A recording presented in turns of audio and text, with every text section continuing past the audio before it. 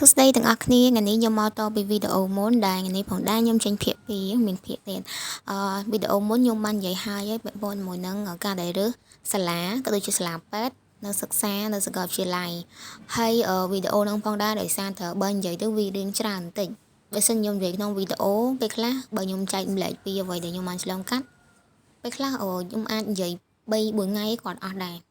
ហើយនៅក្នុងវីដេអូនេះផងដែរខ្ញុំក៏បំណងការធ្វើវីដេអូគឺដើម្បីចែករំលែកព័ត៌មានទាំងអស់ហ្នឹងទៅកាន់បង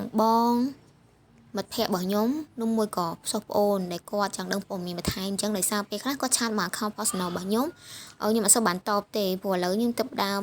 start business ទី1អញ្ចឹងណាហើយណាមួយក្នុងដៃខ្ញុំមានទូរស័ព្ទដូចកញ្ចាស់នៅមួយអញ្ចឹងទៅខ្ញុំអត់សូវបានចូលលេងឆាតបែប private ទេហើយក៏ខ្ញុំមានឱកាសចែករំលែកព័ត៌មានទាំងអស់ហ្នឹងទៅកាន់អូនៗផ្សេងទៀតដែរដែលគាត់ចង់បន្តការសិក្សានៅមហាវិទ្យាល័យខ្ញុំលើកទឹកចិត្តឲ្យគាត់ស្វែងយល់ពីខ្លួនឯងឲ្យបានច្រើនហើយ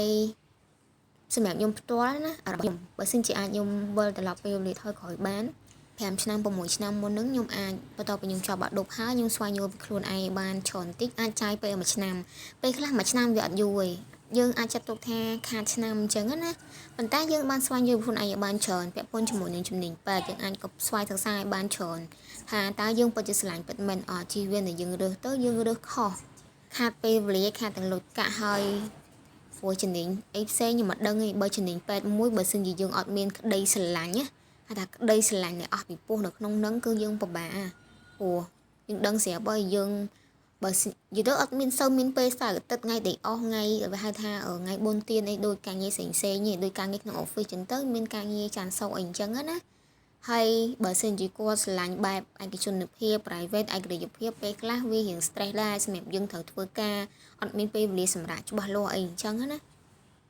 ហើយយើងអាចស្វែងយល់ពីខ្លួនឯងបានច្រើនគឺវាចំណេញ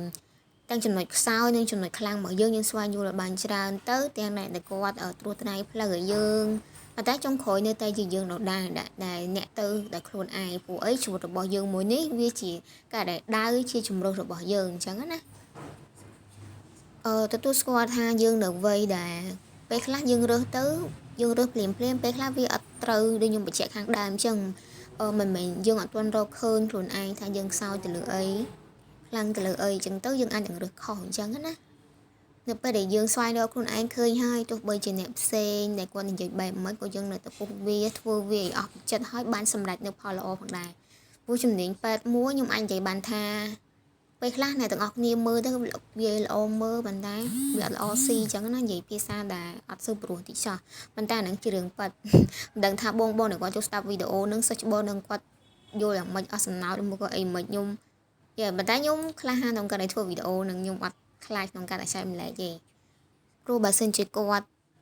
ជ្រើសឬគាត់ទៅមកបន្តការសិក្សាប្រើជីវិតឯកជនភាពគ្រប់យ៉ាងគឺផ្ដើមចេញពីខ្លួនយើងបើសិនជាគាត់មានមិត្តភ័ក្តិច្រើនឬមកក៏មានបងប្អូននៅជាមួយសើអីតែបើដូចជាខ្ញុំអញ្ចឹងខ្ញុំប្រើជីវិតឯកជនភាពសុទ្ធ